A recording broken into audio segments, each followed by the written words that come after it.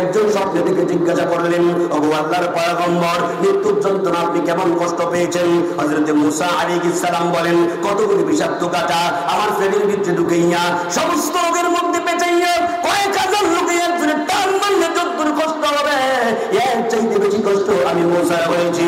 হযরত Jalaluddin Suyuti রাহমাতুল্লাহ আলাইহি ওনার কিতাবের ভিতরে আনছেন, হযরত ঈসা আলাইহিস সালাতু ওয়াস সালাম এক কবরের সামনে গিয়া বললেন, কুম বিইذنিল্লাহ, আল্লাহর হুকুমে উঠো। সঙ্গে সঙ্গে কবর থেকে একজন উঠছে, ওনাকে প্রশ্ন করলেন, মান আনতা ওয়া মা ইসমুকা, আপনি কি, আপনার পরিচয় কি, আপনার নাম কি? উনি বলেন, আমার নাম সাম, আমি নূহ আলাইহিস সালাতু ওয়াস সালামের ছেলে। হযরত ঈসা আলাইহিস সালাতু ওয়াস সালাম ওনাকে কয়েকটা প্রশ্ন করেছিলেন।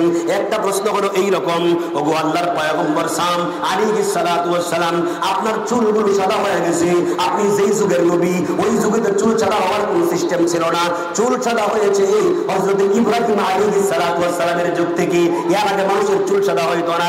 হযরত ঈসা আলাইহিস সালাম বলেন, আপনি যেই যুগের নবী ওই যুগে চুল সাদা হওয়ার কোনো সিস্টেম ছিল না, এরপর আপনার চুলগুলি সাদা কেন?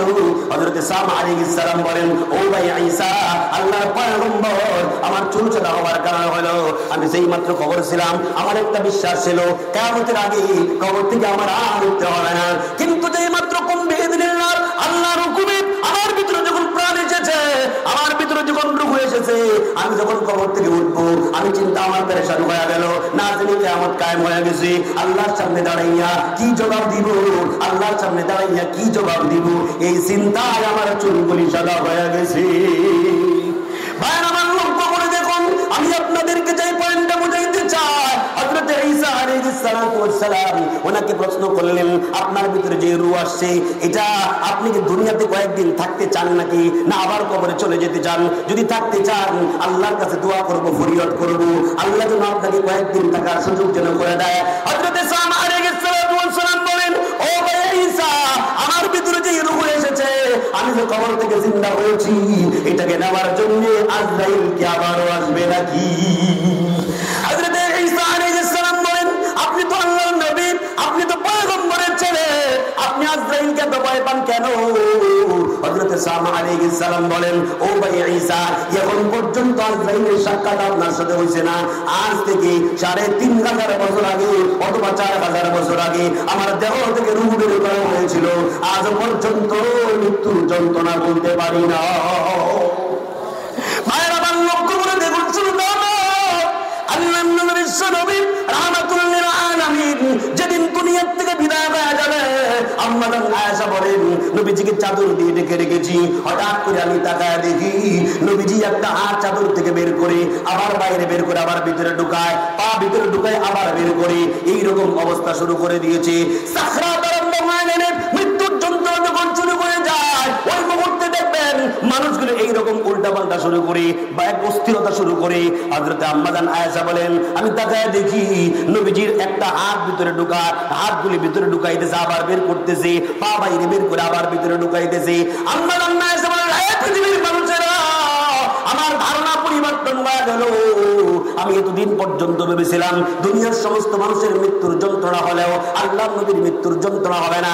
এর কারণ হলো আল্লাহর পরে যার সম্মান সবচেয়ে বেশি, উনি বলেন মুহাম্মাদুর রাসূলুল্লাহ, ওনার তো মৃত্যুর কষ্ট হতে পারে না। আম্মা জান আয়েশা বলেন, আমার ধারণা পরিবর্তন হয়ে গেল।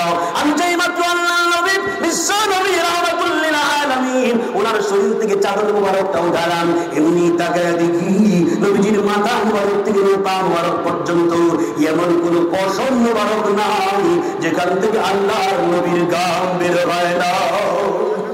আমার ধারণা পরিবর্তন হয়ে গেল যখন আমি বুঝতে পেরেছি আল্লাহ যে কোরআন শরীফে বলেছেন, কুল্লু নাফসিন যায়িকাতুল মাউত, এই আয়াতের মধ্যে কোনো সন্দেহ নেই, পৃথিবীর সকল প্রাণীর মৃত্যুর যন্ত্রণা ভোগ করতে হবে। আবার ভাইরা, মৃত্যুর জন্য চিন্তা হয় না? রহমতপুরের মুসলমান, আজবতপুরের মুসলমান, আপনাদের মৃত্যুর প্রতি চিন্তা হয় না? চিন্তা যদি হইতো, ফজরের নামাজ কাজা যাইতো না, জোহরের নামাজ কাজা যাইতো না, আসরে মসজিদ ভরা মুসল্লি থাকতো, ফজরে মসজিদ ভরা মুসল্লি থাকতো, কিন্তু চিন্তা নাই বলেই এই দেখা যায় মসজিদগুলি ফাঁকা। কথা ঠিক না ঠিক? ভাইয়ের আমার লক্ষ্য করে দেখুন, শুধু তা না, আল্লাহ নবী অসুস্থ, মাথা ব্যথা, নবীজির বুকে ব্যথা, ওই মুহূর্তের ভিতরে নবীজি ফাতেমাকে ডাকলেন, ইয়া ফাতেমা, দরজার দিকে তাকায় দেখো গো মা, কে যেন সালাম দেয়, বারবার করে ঢোকার জন্য পারমিশন চায়। কে তাকায় দেখো, আজরাইলকে কিন্তু কেউ দেখবে না, একমাত্র যার সাকরাত আরম্ভ হয়েছে, যার মৃত্যুর যন্ত্রণা হবে, শুধুমাত্র সেই আজরাইলকে দেখবে, আর কেউ আজরাইলকে দেখতে পারবে না।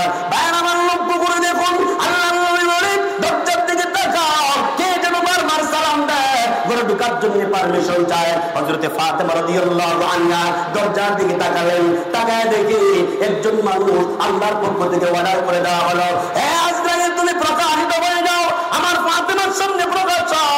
আমার নবী বলেছে দরজার সামনে কে দাঁড়ায় আছে, এখন যদি ফাতেমা তাকায় দেখে কিছুই নাই, নবীর কথাটা মিথ্যা হয়ে যাবে। আমার নবীর 63 বছরের জিন্দেগিতে একটা মিথ্যা কথাও নয়। এই পৃথিবীর ভিতরে আপনি বহু মানুষ পাবেন, বহু নেতা পাবেন, প্রত্যেক দিন মিথ্যা কথা ঠিক না নাকি? আমার ভাইরা, আল্লাহর নবীর জিন্দেগিতে কোনো মিথ্যা কথা নেই। আমার ভাইরা লক্ষ্য করে শুনতে হবে। ভাইরা আমার, ওই মুহূর্তের ভিতরে আম্মাজান হযরতে ফাতেমা রাদিয়াল্লাহু আনহা দরজার দিকে তাকায় দেখে একজন মানুষ যেমন আকৃতির দাঁড়ায় আছে, আল্লাহর নবীকে ডেকে বলেন, নবী গো, ও আমার আব্বাজান, এমন একজন মানুষ দরজার সামনে দাঁড়ায় আছে, যার বডি, যার সুরত মক্কা মদিনার কারোর সঙ্গে কোনো মিল হবে না। এমন বড় আকৃতি, মাথা অনেক বড়, আসমান থেকে জমিন পর্যন্ত পাগুলি, চক্ষুগুলি অনেক বড় বড়, এমন আকারের মানুষ আমার জিন্দেগিতে কোনোদিন দেখি নেই। মক্কা মদিনার কারোর সঙ্গে কোনো মিল হবে না, এমন বড় আকৃতি। আল্লাহ নবী মাথা মুবারকে ব্যথা, বুকে ব্যথা, এরপরে তিনি বহু কষ্টে দরজার দিকে তাকায় বলেন, মা হাদা মালাকুল মাউত। হে ফাতেমা, ইনি আর কেউ না, ইনি বলেন মালাকুল মাউত। তিনি তো এসে উপস্থিত হয়ে গেছেন। হযরতে ফাতেমা রাদিয়াল্লাহু আনহা, ও আব্বাজান, এই মুহূর্তে তিনি কেন এসেছেন? আপনি তো কয়েক সপ্তাহ ধরে অসুস্থ, এই মুহূর্তে কেন এসেছেন? আমার বুঝতে আর বাকি নাই, আপনাকে নেওয়ার জন্য এসেছেন। না, পারমিশন দেব না, আজরাইলকে অনুমতি দেওয়া হবে না। আল্লাহর নবী বলেন, হে ফাতেমা, অনুমতি যদি না দাও কোনো অসুবিধা নাই, অনুমতি ছাড়াই করে ঢোকার জন্য পারমিশন আল্লাহ তাকে দিয়ে রেখেছেন, সুতরাং পারমিশন দিয়ে দাও, অনুমতি দিয়ে দাও। আজরাইলকে বলো আমি বলেছি করে ঢোকার জন্য। আজরাইল যখন অনুমতি দেওয়া হলো, তিনি এসে বলেন, আসসালাতু ওয়াসসালামু আলাইকা ইয়া রাসূলুল্লাহ। ওগো নবীজি, আপনি যদি যেতে চান আপনাকে নিয়ে যাব, তাকে যদি চান আল্লাহ হায়াত বাড়ায়া দিবেন, কোনটা করবেন? আল্লাহ বলেন, হে আজরাইল, আমি যাব কি যাব না এখন বলবো না, হাত্তা ইয়াতি আমি জিবরাইল, জিবরাইল আমার কাছে আসার পর্যন্ত কিছুই বলবো না, তুমি অপেক্ষা করো। জিবরাইল আসার পর্যন্ত অপেক্ষা করো। জিবরাইল আসার পরে নবীজি ডাক দেয়া হয়, জিবরাইল, আজরাইল বলে আমার নাকি যাওয়ার সময় হয়ে গেছে, তোমার মতামত কি? জিবরাইল আলাইহিস সালাম কোন কথা বলেন না, তিনি শুধু বলে দিলেন, ইন্নাকা মাইয়িতু ওয়া ইন্নাহুম মাইয়িতুন। কোরআনের একটা আয়াত পাঠ করে শোনায় দিলেন। আল্লাহর নবী বুঝে ফেললেন জিবরাইল ইঙ্গিত দিয়েছে দুনিয়া থেকে চলে যাওয়ার জন্য। নবীজি চোখের পানি ছেড়ে দিয়ে কান্নে, নবীজির চোখ দিয়ে পানি পড়তেছে, দাড়ি মুবারক ভিজে যাচ্ছে। জিবরাইল আলাইহিস সালাম ডেকে বলেন, ইয়া রাসূলুল্লাহ, ইয়া হাবিবাল্লাহ, আপনি কেন কান্দেন? আপনার তো কান্দার কথা না, আপনি আপনার বন্ধুর দরবারে যাবেন, রফিকে আলা।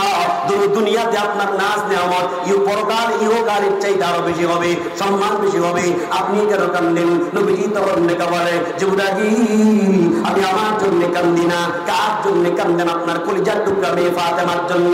নবী আমার বলেন না, আমি ফাতেমার জন্য কান্দি না, কার জন্য কান্দেন? কলিজার টুকরা নাতির জন্য, হাসান হোসেনের জন্য কান্দেননি।